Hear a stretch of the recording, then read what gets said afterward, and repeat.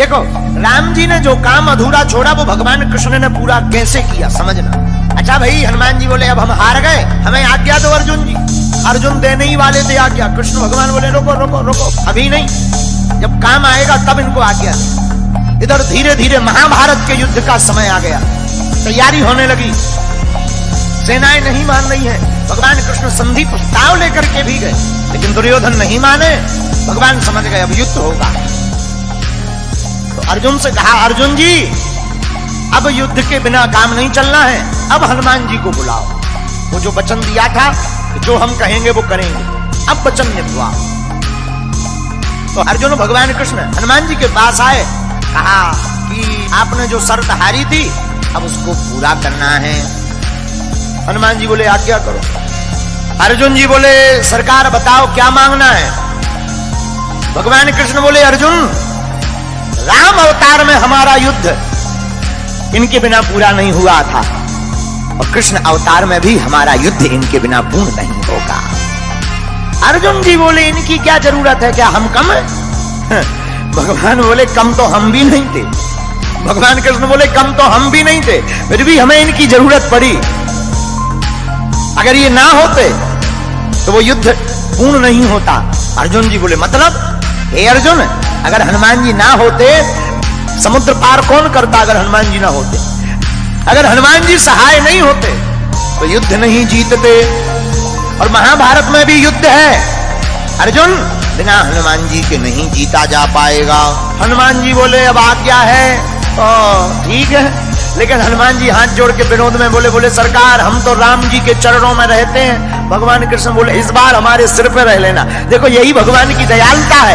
राम अवतार में जो राम जी के चरणों में हनुमान जी थे, पर यही कृष्ण अवतार में उल्टा हो रहा। कृष्ण अवतार में हनुमान जी कृष्ण भगवान के ऊपर ध्वज के ऊपर विराजमान है। अच्छा बोले महाराज और तो सब ठीक है, एक बात हो। बोले क्या? हमारी एक आदत है। क्या? बोले युद्ध के बीच बीच में सत्संग सुनने की आदत है। अर्जुन जी बोले जय हो। हनुमान जी बोले क्यों? बोले अगर सत्संग ही होना होता तो युद्ध होता, वहां तुम्हें कोई प्रवचन सुनाएगा कि लड़ेगा? हनुमान जी बोले देखो हमारे राम जी तो बहुत अच्छे थे, धर्म रथ का वर्णन करते थे युद्ध में भी। बोले हमको बीच बीच में सत्संग सुनने की आदत है। अर्जुन जी बोले अब आप ही निपटो, जो सत्संग मांग रहा है ये महाभारत में।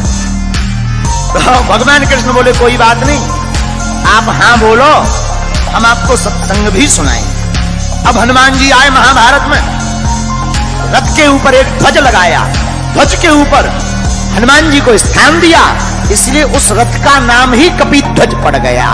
और हनुमान जी विराजमान भय ध्वज पर। भीष्म महाराज जब अर्जुन के सामने लड़ने के लिए आए, भीष्म पितामह ऐसे बलवान योद्धा जिनके सामने अच्छे अच्छे लोग कांपते थे, महाराज भीष्म पितामह युद्ध करने आए और बाण मारे तो अर्जुन का रथ थोड़ा पीछे हो गए, लेकिन जब अर्जुन बाण मारे तो पीछे दूर गिर जाए। अर्जुन जी हंसकर बोले भगवान कृष्ण से नीचे देखो, नीचे अपना इतना जा रहा, उनका के देखो कितना पीछे जा रहा, नीचे देखो नीचे। भगवान बोले ऊपर देखो किसके कारण कम जा रहा, ये देखो। और यही मानो हम लोगों को शिक्षा है कि हम लोग अगर भूपर हैं क्योंकि भगवान हमारे ऊपर है। मानो भगवान कृष्ण कहना चाहते हो कि कोई भी काम बढ़िया हो जाए तो ये मत देखना कि तुम्हारा पुरुषार्थ है, तुम्हारे जो ऊपर है खेल तो उनका होता है। अर्जुन जी मुस्कुराए, हनुमान जी भी मुस्कुराए, और भगवान ने गीता सुनाई तो अर्जुन को है। हमारा ऐसा मानना है तो अर्जुन के मोह का बहाना था, पर गीता तो हनुमान जी को सुनाना था। एक बात, अर्जुन जी ने अपने रथ की लगाम भगवान के हाथ में दे दी। ये ज्ञानवर्धक बात है। अपनी जिंदगी की लगाम जो भगवान के हाथ में सौंप देता है, वो कितना भी महाभारत जैसा युद्ध हो जीत करके ही बाहर निकलता है। जो भक्त अपनी मन की लगाम परमात्मा को, गुरु चरणों को दे देता है, वो जीत करके ही आता है। लेकिन जो लगाम खुद पकड़ लेता है वो हार जाता है। बोलो सीताराम। लाइक कमेंट सब्सक्राइब भाई प्लीज।